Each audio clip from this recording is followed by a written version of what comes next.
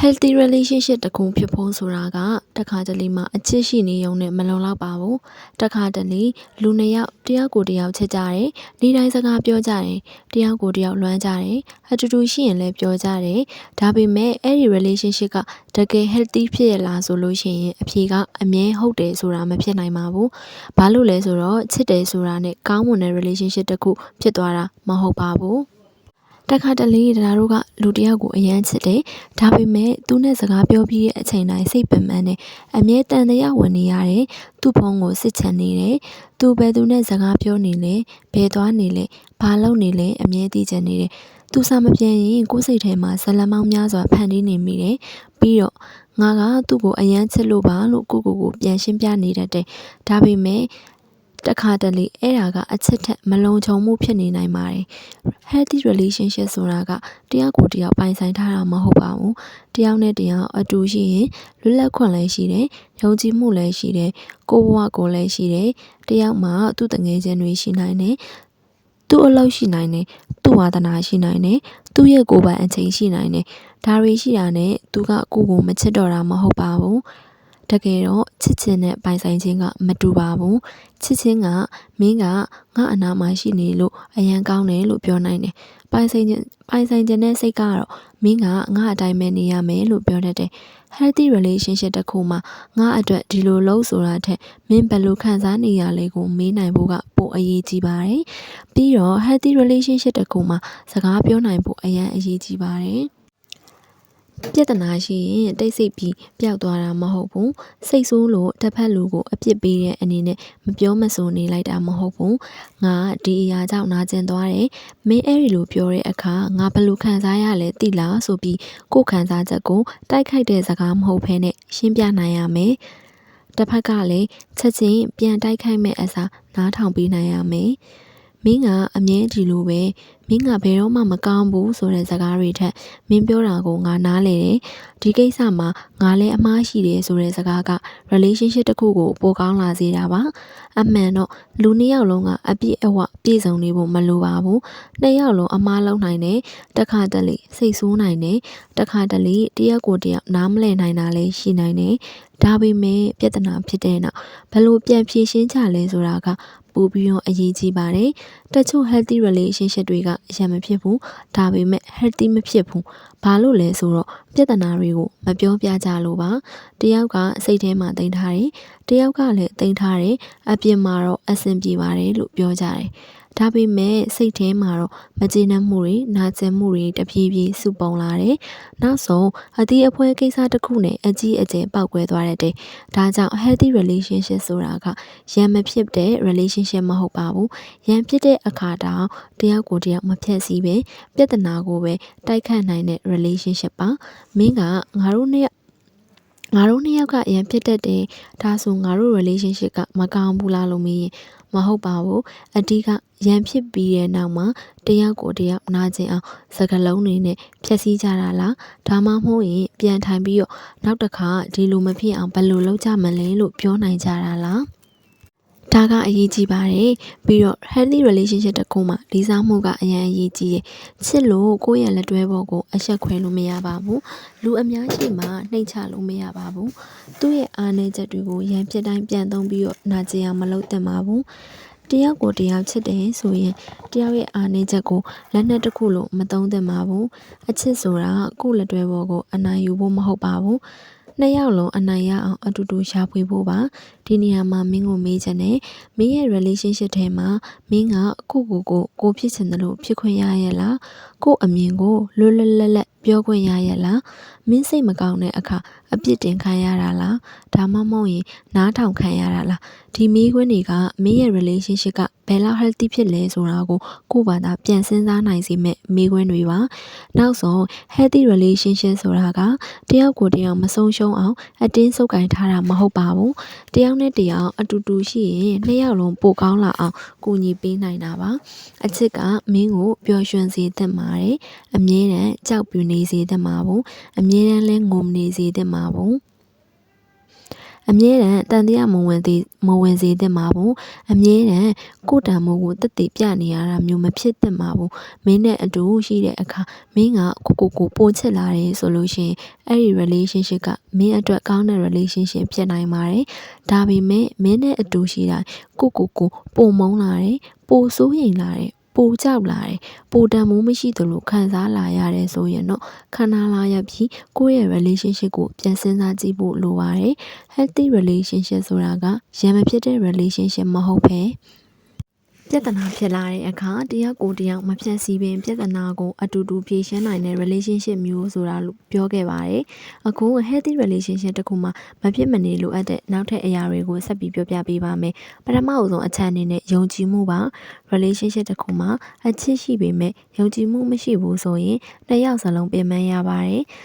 ကိုကသူ့ကိုချစ်တယ်ဒါပေမဲ့သူ့ကိုမယုံဘူးဘယ်တော့ဘယ်သူနဲ့စကားပြောနေလဲအမြင်သိချင်နေတယ်သူ့ရဲ့ဖုန်းကိုစစ်ချင်တယ် online ဖြစ်နေတာကိုကြည့်တယ် reply နောက်ကျရင်အတွေးတွေအများကြီးဝင်လာတယ်ဒီလိုနဲ့ relationship တစ်ခုကအချစ်ထက်စောင့်ကြည့်မှုတွေများလာတတ်တယ်ဒါပေမဲ့ယုံကြည်မှုဆိုတာကတော့သူဘာလုပ်နေလဲငါမသိလဲရတယ်ဆိုတဲ့သဘောမျိုးပါကိုမသိတဲ့အချိန်မှတောင်သူ့ရဲ့စိတ်နေစိတ်ထားကိုယုံကြည်နိုင်တာပါဒါကြောင့်ယုံကြည်မှုဆိုတာကမျက်စိမှိတ်ပြီးယုံတာလည်းမဟုတ်ပါဘူးလူတစ်ယောက်ကအချိန်ချင်းလိမ့်နေအချိန်ချင်းသစ္စာဖောက်တယ်အချိန်ချင်းဂရိဖြတ်တယ်ဆိုရင်ငါသူ့ကိုယုံကြည်ရမယ်လို့ကိုအတင်းဖိအားပေးစရာမလိုပါဘူးယုံကြည်မှုဆိုတာတောင်းယူလို့ရတာမဟုတ်ပါဘူးလုံးရက်တွေနဲ့တည်ဆောက်ရတာပါနောက်ထပ်အရေးကြီးတာကကိုယ်ပိုင်နေရာမှာချစ်တယ်ဆိုပြီးတော့တစ်နေ့လုံးသူနဲ့အတူရှိနေရမယ်လို့မဆိုလိုပါဘူးလူတစ်ယောက်မှာ relationship အပြင်သူ့ရဲ့ကိုယ်ပိုင်ဘဝလည်းရှိပါတယ်သူ့အလုပ်သူ့တငယ်ချင်းသူ့ဝါသနာသူ့မိသားစုသူ့ရဲ့ကိုယ်ပိုင်အချိန်ဒါတွေရှိတာကမင်းကိုမချစ်တော့တာမဟုတ်ပါဘူးတခါတလေသူကငါ့ကိုတကယ်ချစ်ရင်သူ့ရဲ့အချိန်အားလုံးငါအတွက်ပဲဖြစ်ရမယ်အဲ့လိုမျိုးထင်တတ်ကြပါတယ်ဒါပေမဲ့ချမ်းသာတဲ့ relationship ဆိုတာကတယောက်ရဲ့ဘဝတွေကိုတယောက်ကအကုန်လုံးဝင်ရောက်ပြီးတော့တိမ့်ပိုက်ထားတာမဟုတ်ပါဘူးအတူတူရှိတဲ့အချိန်မှာအပြည့်အဝရှိပြီးတယောက်နဲ့တယောက်မရှိတဲ့အချိန်မှာလည်းယုံကြည်မှုပေးနိုင်တာပါပြီးတော့နယ်နမိတ်ထားခြင်းဆိုတာကလည်းအရန်အရေးကြီးပါတယ်ချစ်တယ်ဆိုပြီးတော့မင်းမကြိုက်တဲ့အရာတိုင်းကိုအတင်းလက်ခံပေးရမယ်လို့မဆိုလိုပါဘူးမင်းကိုမလေးစားတဲ့စကားမင်းမကြိုက်တဲ့အပြုအမူမင်းအတွက်လက်မခံနိုင်တဲ့အရာဒါတွေရှိရင်ဒီလိုလုပ်တာငါမကြိုက်ဘူးဒီလိုပြောတာကငါအတွက်နာကျင်တယ်လို့ပြောခွင့်ရှိပါတယ်တစ်ဖက်ကလည်းကိုယ့်လက်တွဲပေါ်ရဲ့နယ်နမိတ်ကိုလေးစားပေးရပါမယ်ငါတို့ချစ်သူတွေဖြစ်နေပြီပဲဆိုပြီးကိုလှုပ်ချင်တာအကောင်လုံးလို့မရပါဘူး relationship ထဲမှာတောင်လေးစားမှုနဲ့သဘောတူညီမှုကအမြဲလိုအပ်ပါတယ်နောက်တစ်ခုကငွေကြေးအကြောင်းပြောဆိုနိုင်ခြင်းမှာဒီအကြောင်းကိုချစ်သူဖြစ်တုံးမှတောင်မရှောင်သင့်ပါဘူးငွေကိုဘယ်လိုသုံးမလဲဘယ်သူကတာဝန်ယူမလဲအနာဂတ်မှာဘယ်လိုနေမလဲအိမ်အောင်ကြပြီးရင်ငွေကြေးကိုဘယ်လိုစီမံမလဲဒီလိုအကြောင်းအရာတွေက romantic မဆန်ပြီးမယ်ရေရှည် relationship အတွက်အရန်အရေးကြီးပါတယ်အချစ်ရှိတယ်ဆိုပြီးငွေကြေးအကြောင်းကိုမပြောဘဲနောက်မှပြဿနာတက်လာတဲ့အခါမင်းကဒီလိုဖြစ်မယ်လို့ငါမထင်ခဲ့ဘူးဆိုတာမျိုးဖြစ်လာနိုင်ပါတယ်။ဒါကြောင့်အေးရှည်လက်တွေ့ချင်းရင်ချစ်အကြောင်းပဲမပြောပါနဲ့အနာဂတ်အကြောင်းလည်းပြောပါငွေကြေးအကြောင်းလည်းပြောပါမိသားစုအကြောင်းလည်းပြောကြပါဘဝရဲ့ဥတီချက်အကြောင်းလည်းပြောကြပါနောက်တစ်ခုကသစ္စာရှိမှုပါသစ္စာရှိတယ်ဆိုတာတခြားသူနဲ့မဖောက်ပြန်တာတခုတည်းမဟုတ်ပါဘူးတစ်ဖက်လူမရှိတဲ့နေရာမှာလည်းသူ့အပေါ်ကိုသစ္စာရှိနေတာမျိုးပါသူ့အားနည်းချက်ကိုတခြားသူတွေစီပြောပြီးရင်စရာလုပ်နေတာမျိုးမလုပ်ရပါဘူးသူနဲ့ရန်ဖြစ်တဲ့အခါသူ့ရဲ့ကိုယ်ရေးကိုယ်တာတွေကိုလူတိုင်းစီလိုက်ပြောတာမျိုးမလုပ်ရဘူးတခါတလေ relationship တစ်ခုကိုဖျက်ဆီးတာကတခြားလူတစ်ယောက်မဟုတ်ပါဘူးကိုယ့်လက်တွဲပေါ်ရဲ့ယုံကြည်မှုကိုကိုယ်တိုင်ကချိုးဖောက်မိတာပါဒါကြောင့်သစ္စာရှိမှုဆိုတာက relationship တစ်ခုရဲ့အခြေခံအုတ်မြစ်တစ်ခုပါနောက်ထပ်အရေးကြီးတာတစ်ခုကတယောက်ကိုတယောက်ပြောင်းလဲဖို့မကြိုးစားတာပါချစ်လို့သူ့ကိုကြိုက်တဲ့ပုံစံဖြစ်လာအောင်အတင်းပြောင်းလဲလို့မရပါဘူးငါနဲ့တွဲရင်မင်းဒီလိုနေဒီတငယ်ချင်းနဲ့မပေါင်းနဲ့ဒီအလုံးမလုံးနဲ့ဒီလိုအဝိဇ္ဇာမဝဲနဲ့ဆိုပြီးတစ်ဖက်လူရဲ့ဘဝကိုအကုန်ထိန်းချုပ်လာရင်အဲ့ဒါကအချစ်ထက်ထိန်းချုပ်ခြင်းစိတ်ပိုဖြစ်လာနိုင်ပါတယ်တကယ်ချစ်ရင်သူ့ရဲ့ကောင်းတဲ့အရာတွေကိုပိုကောင်းလာအောင်အားပေးပါသူ့အိမ်မက်တွေကိုနားထောင်ပါသူ့ဘဝတိုးတက်ဖို့အတွက်အားပေးပါကိုနဲ့တွဲပြီးသူကပိုပြီးကိုယုံကြည်လာတယ်ဆိုရင်အဲ့ဒါကအကောင်းတဲ့ relationship တစ်ခုရဲ့လက္ခဏာပါနောက်ဆုံး healthy relationship ဆိုတာကပြဿနာမရှိရဲ့ relationship မဟုတ်ပါဘူးပြဿနာတွေရှိနေပေမဲ့တယောက်ကို တစ်ယောက်လက်မလွတ်ပဲအတူတူဖြည့်ရှင်းချတဲ့ relationship ပါတစ်ခါတလေစိတ်ဆိုးကြမယ်တစ်ခါတလေအမြင်မတူဖြစ်ကြမယ်တစ်ခါတလေတရားရောက်ကြောင့်နာကျင်ကြမယ်ဒါပေမဲ့အဲ့ဒီအချိန်မှာဘယ်လိုလုပ်ရင်ငါအနိုင်ရမလဲလို့မစဉ်းစားပဲဘယ်လိုလုပ်ရင်ငါတို့နှစ်ယောက်အဆင်ပြေမလဲလို့စဉ်းစားနိုင်ရင်အဲ့ဒါက healthy relationship ဘက်ကိုသွားနေပြီလို့ပြောလို့ရပါတယ်ပြီးတော့ဒီမေးခွန်းလေးတွေကိုကိုယ့်ရဲ့ relationship အတွက်ကိုယ်တိုင်ပြန်ပြီးတော့မေးကြည့်ပါသူနဲ့အတူရှိရင်ငါ့ကိုငါပိုချစ်လာတာလားငါအမြင်ကိုလွတ်လွတ်လပ်လပ်ပြောလို့ရလားငါ့ကိုလေးစားပေးလားငါအပေါ်ယုံကြည်ပေးလားပြဿနာတက်တဲ့အခါငါတို့နှစ်ယောက်လုံးဖြေရှင်းဖို့ကြိုးစားကြလားဒီမေးခွန်းတွေရဲ့အဖြေကမင်းရဲ့ relationship ကျန်းမာမှုကိုတော်တော်များများပြောပြပေးနိုင်ပါတယ်နောက်ဆုံးအနေနဲ့ဒါတစ်ခုပြောချင်ပါတယ် healthy relationship ဆိုတာကဘယ်တော့မှမနာကျင်ရတဲ့ relationship မဟုတ်ဘူးနာကျင်တဲ့အချိန်မှတောင်တယောက်ကိုတယောက်မဖြစ်စီပဲအတူတူကုစားပေးနိုင်တဲ့ relationship ပါချစ်ချင်းတစ်ခုကိုရေရှည်တည်တံ့စေဖို့တစ်ခါတလေလူနှစ်ယောက်ကတယောက်ကိုတယောက်အယမ်းချစ်ကြတယ်ဒါပေမဲ့အဲ့ဒီအချစ်ထဲမှာပျော်ရွှင်မှုထက်နာကျင်မှုတွေပိုများလာတယ်ယုံကြည်မှုထက်တန်တရားတွေပိုများလာတယ်နားလည်မှုထက်အပြစ်တင်မှုတွေပိုများလာတယ်အဲ့ဒီအချိန်မှာကိုမေးကြည့်ဖို့လိုပါတယ်ငါတို့ကတကယ်ချစ်နေကြတာလားဒါမှမဟုတ်တယောက်ကိုတယောက်ဆုပ်ကင်ထားကြတာလားလို့မေးကြည့်ပါ healthy relationship နဲ့မကျန်းမာတဲ့ relationship ကိုခွဲခြားကြည့်တဲ့အခါအရေးကြီးဆုံးအချက်တစ်ခုကကိုယ့်ရဲ့စိတ်အခြေအနေပါလူတစ်ယောက်နဲ့အတူတူရှိနေရင်ကိုကအမြဲကြောက်နေရတယ်။သူစိတ်ဆိုးသွားမလား။သူငါ့ကိုစွန့်သွားမလား။ငါဒီလိုပြောလိုက်ရင်ရန်ဖြစ်မလားဆိုပြီးတော့ကိုယ့်စကားအတိုင်းကိုယ့်အပြုံးမှုတိုင်းကိုအမြဲတတိထားနေရတယ်ဆိုရင်အဲ့ဒီ relationship ကကိုယ့်အတွက်ကျန်းမာရဲ့လားပြန်ပြီးတော့စဉ်းစားသင့်ပါတယ်။ healthy relationship ဆိုတာကတယောက်နဲ့တယောက်အမြဲသဘောတူနေကြတာမဟုတ်ပါဘူး။အမြင်မတူတာရှိနိုင်တယ်။စိတ်ဆိုးတာရှိနိုင်တယ်။ရန်ဖြစ်တာလည်းရှိနိုင်တယ်။ဒါပေမဲ့မတူညီမှုတွေကြားမှာတောင်တယောက်ကိုတယောက်လေးစားနိုင်ရမယ်။ကို့အမြင်နဲ့မတူလို့တစ်ဖက်လူကိုမိုင်မဲတယ်လို့မပြောသင့်ဘူးကိုမှန်တယ်လို့ထင်လို့တစ်ဖက်လူကိုအဆက်ခွဲဖို့မလိုဘူး relationship တစ်ခုမှာအနိုင်ရတာထက်နားလည်မှုရတာကပိုပြီးတော့အရေးကြီးတယ်ပြီးတော့တစ်ခုကိုသ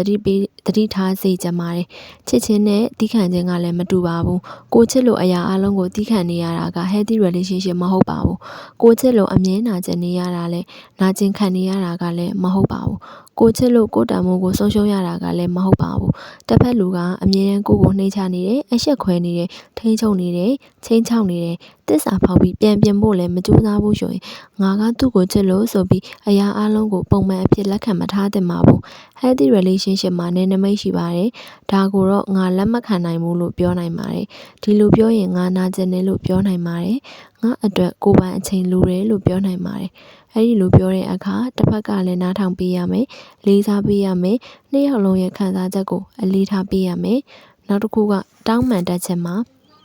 relationship တစ်ခုမှာငါကမိန်းကလေးဆိုတော့ငါကအရင်မတောင်းပန်ဘူးငါကယောက်ျားလေးဆိုတော့ငါကအမှားမရှိဘူးဆိုတာမျိုးမဖြစ်သင့်ပါဘူးဘယ်သူမှအမြဲမှန်နေမှာမဟုတ်ပါဘူးအမှားလုံးမိရင်တောင်းပန်ပါတယ်လို့ပြောရရမယ်ဒါကတောင်းပန်တာကစကားတစ်ခွန်းပြောပြီးနောက်တစ်နေ့ပြန်တူညီတဲ့အမှားကိုထပ်လုပ်ဖို့မဟုတ်ပါဘူးတကယ်တောင်းပန်နေဆိုတာကအပြုအမူကိုပြောင်းလဲဖို့ကြိုးစားတာပါတခါတလေ relationship တစ်ခုကိုကြီးမားတဲ့အရာတွေကမကယ်တင်ပေးပါဘူးနေ့စဉ်အသေးပွဲလေးတွေကကဲတင်ပေးတာပါအိမ်ပြန်ရောက်တဲ့အခါဒီနေ့ပင်ပန်းလာလို့မေးပေးတာအလုပ်များနေတဲ့အချိန်မင်းလုံနိုင်ပါတယ်လို့အားပေးပေးတာစိတ်မကောင်းဖြစ်တဲ့အချိန်အကြံပေးဖို့အလင်းမလိုပဲအရင်ဆုံးနားထောင်ပေးတာအောင်မြင်တဲ့အခါမနာလိုမဖြစ်ပဲဝမ်းသာပေးတာဒီလိုအသေးအဖွဲလေးတွေက relationship ကိုတဖြည်းဖြည်းခိုင်မာလာစေပါတယ်ပြီးတော့အတူတူကြီးထွားဖို့လည်းလိုပါတယ် relationship တစ်ခုကနှစ်တွေကြာလာရုံနဲ့ကောင်းမွန်လာတာမဟုတ်ပါဘူးနှစ်ယောက်လုံးတစ်ယောက်နဲ့တစ်ယောက်တင်ယူလာမှပိုကောင်းလာတာပါအရင်ကကိုကစိတ်ဆိုးရင်စကားမပြောဘူးဆိုရင်အခုငါစိတ်ဆိုးနေတယ်ခဏနာပြီးမှပြန်ပြောကြရအောင်လို့ပြောတတ်လာရမယ်အရင်ကတန်တရားများခဲ့ရင်အခုယုံကြည်မှုတည်ဆောက်ဖို့အရင်ကြိုးစားလာရမယ်အရင်ကကို့အမြင်ကိုပဲမှန်တယ်လို့ထင်ခဲ့ရင်အခုတစ်ဖက်လူရဲ့အမြင်ကိုလည်းနားထောင်တတ်လာရမယ်အဲ့ဒါက relationship ထဲမှာနှစ်ယောက်လုံးကြီးထွားလာတာပါ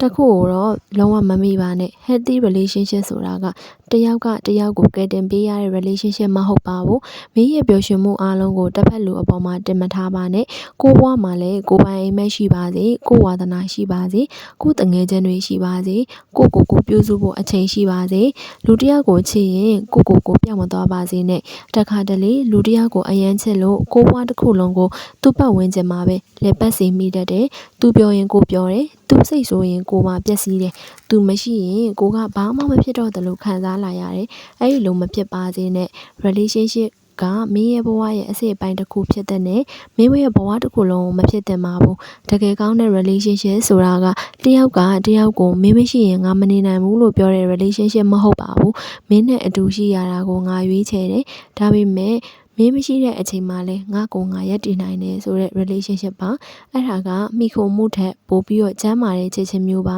နောက်ဆုံးမင်းတို့နှစ်ယောက်ရဲ့ relationship ကိုအခုဒါပြောပြမယ့်အကြောင်းအရာလေးတွေနဲ့ပြန်ပြီးတော့တိုင်းတာကြည့်ပါသူနဲ့အတူရှိတဲ့အခါငါကိုငါပိုချစ်လာသလားငါရဲ့အိမ်မက်တွေကိုသူကအားပေးသလားငါရဲ့အမြင်ကိုသူနားထောင်ပေးသလားငါက no ဆိုတဲ့စကားကိုငါစီက no ဆိုတဲ့စကားကိုသူကလေးစားသလားပြဿနာဖြစ်တဲ့အခါငါတို့နှစ်ယောက်လုံးဖြေရှင်းမှုကြိုးစားကြသလားငါတို့ relationship ထဲမှာကြောက်ရွံ့မှုထက်လုံခြုံမှုကပိုများသလားဒီမေးခွန်းတွေရဲ့အဖြေကိုရိုးရိုးသားသားကိုပြန်ဖြေကြည့်ပါပြီးတော့ healthy relationship တစ်ခုဖြစ်ဖို့အရေးကြီးဆုံးအချက်ကပြည့်စုံတဲ့လူနှစ်ယောက်တွေ့ဆုံဖို့မဟုတ်ပါဘူးမပြည့်စုံတဲ့လူနှစ်ယောက်ကတယောက်ကိုတယောက်နားလည်ဖို့ကြိုးစားကြတာပါအမားလုံးမိရင်ပြန်ပြင်ကြတာပါ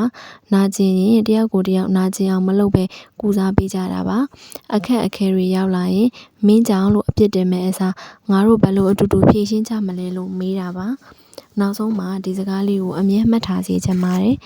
ချစ်တယ်ဆိုတာကတယောက်ကိုတယောက်ပိုင်ဆိုင်တာမဟုတ်ပါဘူးတယောက်ရဲ့ဘဝကိုတယောက်ကပိုကောင်းလာအောင်ကူညီပေးနိုင်တာပါ